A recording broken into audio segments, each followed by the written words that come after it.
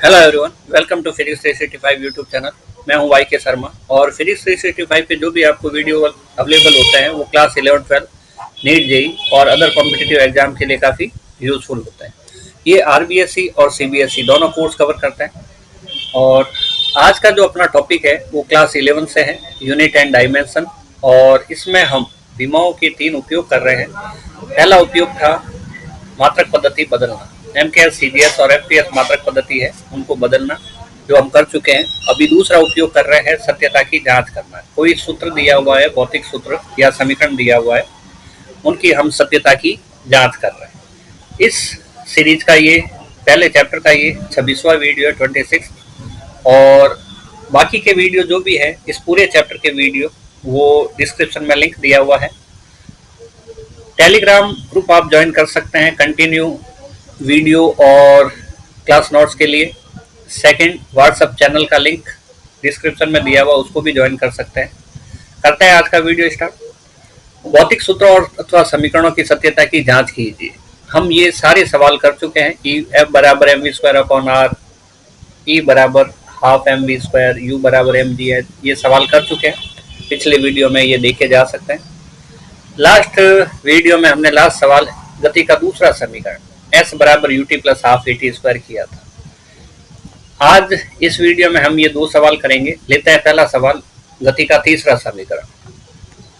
ठीक है, तो आज का क्वेश्चन है हमारे पास वी स्क्वायर बराबर यू स्क्वायर प्लस 2as। ये समीकरण हमें दिया हुआ है, इसकी हमें सत्यता की जांच करनी है। ठीक है, आसान सी बात है। पहले तो इनके प्रतीकों के बारे में हमें पता होना चाहिए। तो u क्या चीज है? प्रारंभिक वेग। प्रारंभिक वेग बात ऐसी है कि अगर हमारे पास एक ऑब्जेक्ट है, मान लो कोई है, तो यहाँ पे वेग इसका u बराबर 0 रहेगा। या हो सकता है कि वेग कुछ हो, उसके बाद ये जैसे जैसे नीचे गिरता है स्वतंत्रता पूर्वक, तो इसके वेग में लगातार क्या होती जाती है? वृद्धि होती जाती है। ये लगातार ऊपर से गिर रहा है तो इसका वेग 0 नहीं होगा, कुछ ना कुछ होगा। लेकिन यहीं से स्टार्ट कर रहे हैं और केवल छोड़ रहे हैं, तो ए पर इसका वेग 0 है, लेकिन बी पर इसका वेग 0 नहीं होगा, ये कुछ ना कुछ वेग होगा। तो इसको हम कहते हैं प्रारंभिक वेग। और थोड़ी देर बाद में जो वेग होता है उसको अंतिम वेग। ठीक है, तो ये इस टाइप से हुआ। तो चलो देखते हैं यू। इसके लिए जो विमा होती है L1t-1 होती है। m नहीं है तो 0 लिखा जा सकता है। दूसरा अंतिम वेग, अंतिम वेग बराबर हो जाएगा हमारे पास v।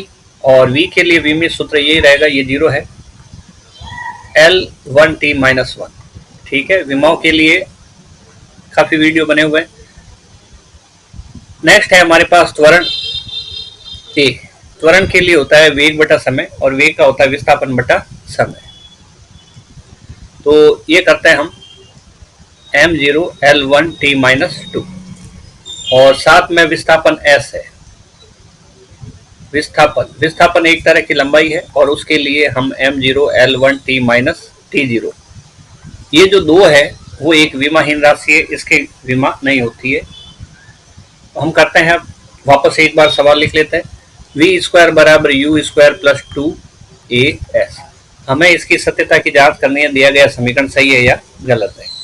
अब पहले ही बात कर लेते हैं कि ये जो प्लस माइनस है, इसके बारे में विमाओं द्वारा जानकारी हमें नहीं हो सकती, प्लस सही है या माइनस सही है।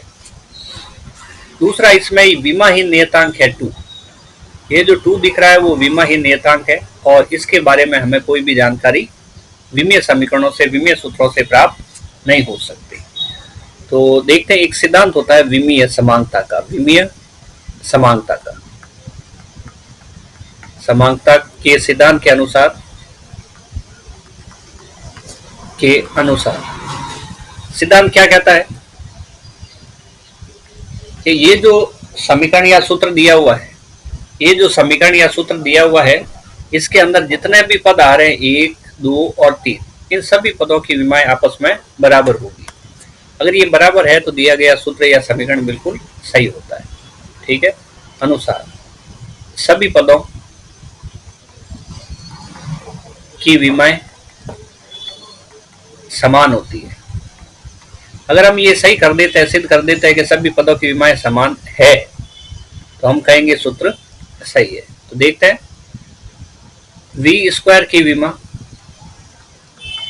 बराबर यू स्क्वायर की विमा। वी वेग है और इसकी विमा हम लिख चुके हैं, ये और ये दोनों की विमा ये पे बराबर दिख रही है, तो इनके स्क्वायर की विमा भी बराबरी होगी। तो लिखते हैं m0 L1 t माइनस 1 और v स्क्वायर है इसलिए हम इस पे स्क्वायर लगा देते हैं। u भी प्रारंभिक वेग है L1 t माइनस 1, इसके ऊपर भी स्क्वायर लगाया तो m0 L के ऊपर स्क्वायर होने से L2 t माइनस 2 और m0 L2 t माइनस 2। तो इस तरह से दिए गए सभी पदों की विमाएं बिल्कुल बराबर है। नेक्स्ट, अभी पूरा नहीं हुआ है क्योंकि अभी हमें इस पद की और इस पद की विमा बराबर करनी है। अगर हम चाहें तो इस पद की और इस पद की विमा भी बराबर कर सकते हैं, लेकिन अभी हम कर रहे हैं पुनः v स्क्वायर की विमा बराबर 2as की विमा। ठीक है, अगेन ये वेग है L1 t माइनस 1 और स्क्वायर होने की वजह से हम करते हैं यहाँ पे 2। ये जो 2 है एक विमाहीन नियतांक है, इसकी कोई विमा नहीं होती, हम नहीं लिखेंगे। और ये त्वरण है L1 t माइनस 2, ये विस्थापन है, इसकी विमा L1 हो जाएगी।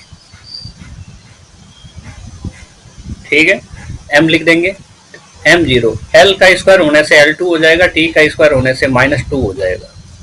घात के ऊपर घात होती है तो घातों का गुणा करते हैं। यहाँ पे m नहीं है, m0 लिख देते हैं। आधार समान है, 1 + 1 करके 2 हो जाएगा और यहाँ पे t आ जाएगा -2। हम देखते हैं लेफ्ट हैंड साइड की विमा और राइट हैंड साइड की विमा आपस में क्या हो गई, बराबर हो गई। ये बराबर होने की वजह से हम कहेंगे कि सभी पदों की विमाएं समान है, सभी पदों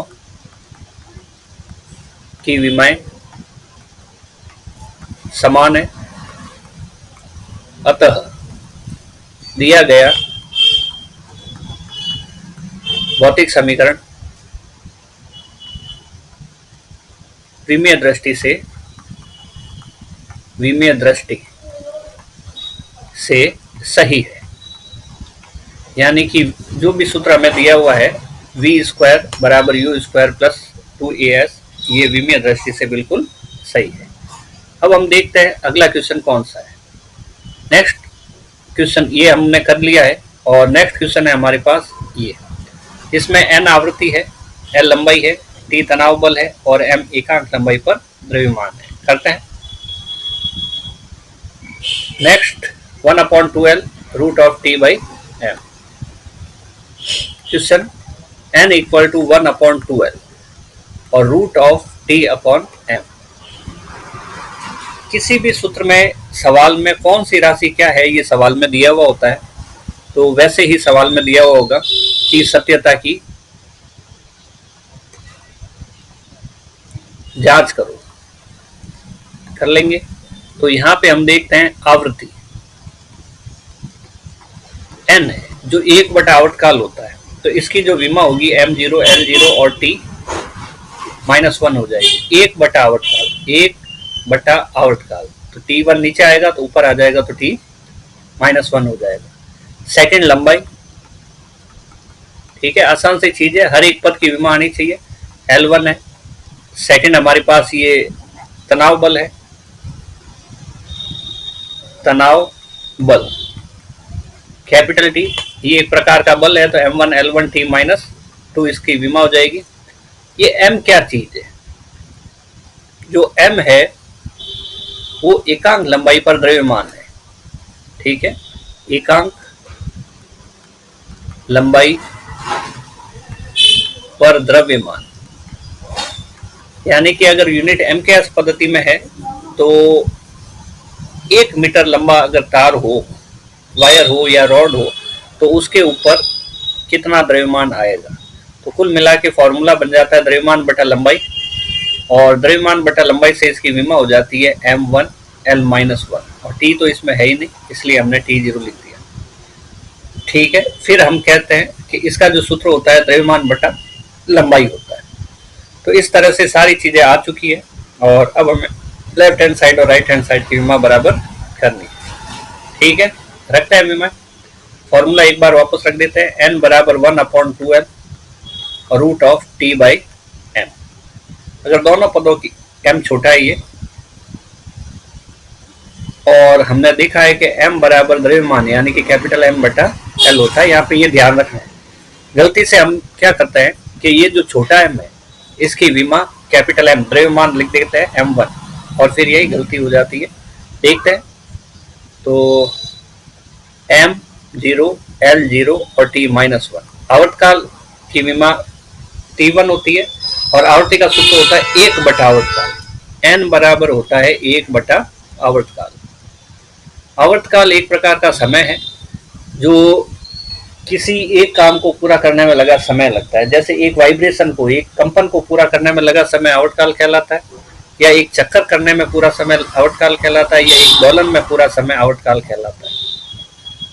ये है हमारे पास L1, जो 2 है वो एक विमाहीन राशि है, और इधर की साइड आ गया हमारे पास M1 L1 t-2, ये बल का विमेय सूत्र हो गया। और इसके लिए विमेय सूत्र आ गया M1 L, ये ऊपर जाएगा तो -1, और t तो है ही नहीं, t0, तो ये आ गया M0 L0 और t-1। 2 को हमने छोड़ दिया है क्योंकि ये विमाहीन राशि है, ये L ऊपर आएगा तो L-1 हुआ।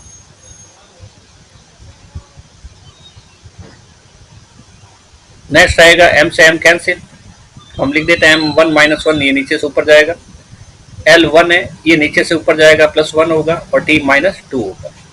फाइनली हमारे पास बचा 0 t-1 L-1 m की पावर 0 l की पावर 2 और t की पावर -2। अब रूट होने की वजह से ये घातें क्या हो जाएगी, आधी हो जाएगी। हम इन घातों को आधा कर देंगे, लेकिन अभी लिखते हैं left hand side M0 L0 t-1 बराबर L-1 है, ठीक है, ये बाहर का L है ये वाला। अब ये अंदर वाला हो जाएगा M0 L1 t-1, रूट हटाएंगे तो घातें क्या हो जाएगी, आधी हो जाएगी। तो हम करते हैं M0 L1 t-1, यहाँ पे स्क्वायर 2 था और यहाँ पे भी 2 था, और साथ में रूट भी था, रूट हट गया तो घातें आधी हो गई, 1 हो गई। तो M0 L0 और t-1 बराबर M0 L1 है ये वाला, और ये रहेगा -1, और t रहेगा -1। इस तरह से हमारे पास फाइनली आया M0 L0 और t-1, और यहाँ पे आ गया M0 L1 -1 कितना होता है, 0 होता है, और t-1। तो देखते हैं लेफ्ट हैंड साइड और राइट हैंड साइड की विमा बराबर है। लेफ्ट हैंड साइड की विमा बराबर राइट हैंड साइड की विमा, दोनों विमाएं बराबर होने की वजह से क्या होगा, अतः दिया गया भौतिक सूत्र, सूत्र दूसरे भी हो सकते हैं, जैसे sine theta upon cos theta is equal to tan theta होता है, परंतु ये भौतिक सूत्र नहीं है, ये गणितीय सूत्र है, त्रिकोणमिति में काम आता है। भौतिक सूत्र में भौतिक राशियां होगी, दिया गया सूत्र विमीय दृष्टि से सही है, विमीय दृष्टि से ये सूत्र सही है। आगे इसी चैप्टर का तीसरा जो उपयोग है वो हम करने वाले हैं, और तीसरा उपयोग है हमारे पास विभिन्न भौतिक राशियों में संबंध स्थापित करना। कुछ भौतिक राशियां दी गई होगी और उन भौतिक राशियों का हम विमाओं की सहायता से उपयोग करके, विमाओं का उपयोग करके हम उन राशियों में संबंध स्थापित करेंगे, मतलब सूत्र ज्ञात करेंगे। तो बने रहिए हमारे साथ, मिलते हैं नेक्स्ट वीडियो में।